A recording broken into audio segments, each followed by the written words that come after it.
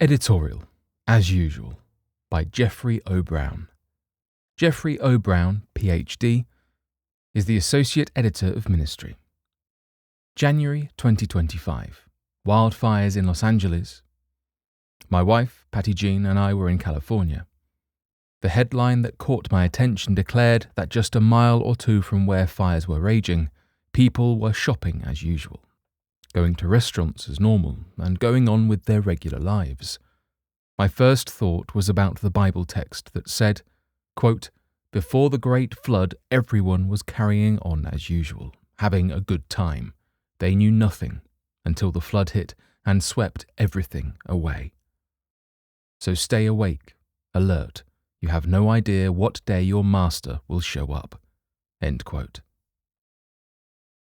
As I thought about Noah's as usual, I wondered, what is our usual? The Los Angeles fires reinforced for me the need for urgent action. Pray earnestly. Lord, not my house. People in Los Angeles were praying that their homes would be spared. Others watching were praying that those people's lives would be spared. Pray for your neighbours. Author Ellen White counsels, quote, "Wherever a church is established, all the members should engage actively in a missionary work. They should visit every family in the neighbourhood and know their spiritual condition." End quote. We attended a California church's week of prayer, where all were encouraged to take and display a small yard sign that read, quote, "In need of prayer? Scan the QR code to send us your prayer request." End quote. We took and displayed one. We don't know what our neighbours are going through, and many don't want us to know, but some do. Preach urgently. There's a place for tact, choosing your words carefully and waiting for the right moment. But in Los Angeles, people were crying, quote, "Evacuate, it's not safe, your house is next, get out now." End quote. These were not whispers. Our God says, quote, "Shout, a full-throated shout. Hold nothing back, a trumpet blast shout. Tell my people what's wrong with their lives. They're busy, busy, busy." End quote. In Los Angeles, they were not giving suggestions. When your house is on fire, you will be forceful and loud.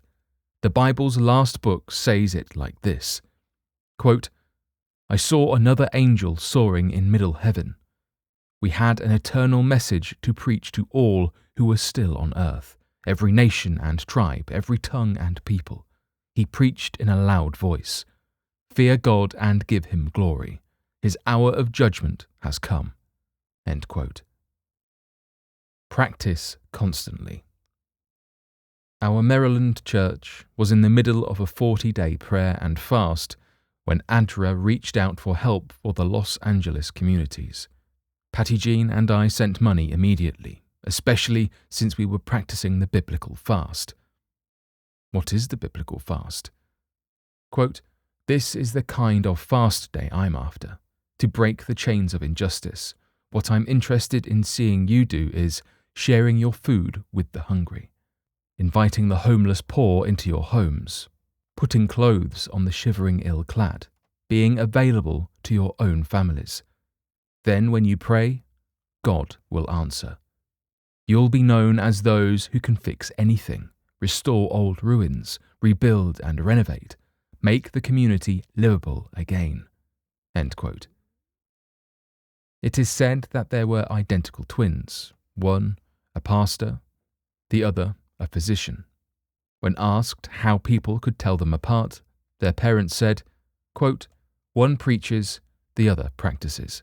End quote. When Christians practice, neighbourhoods get rebuilt. When Christians sacrifice, communities get restored. Jesus is our example in all things. He practiced.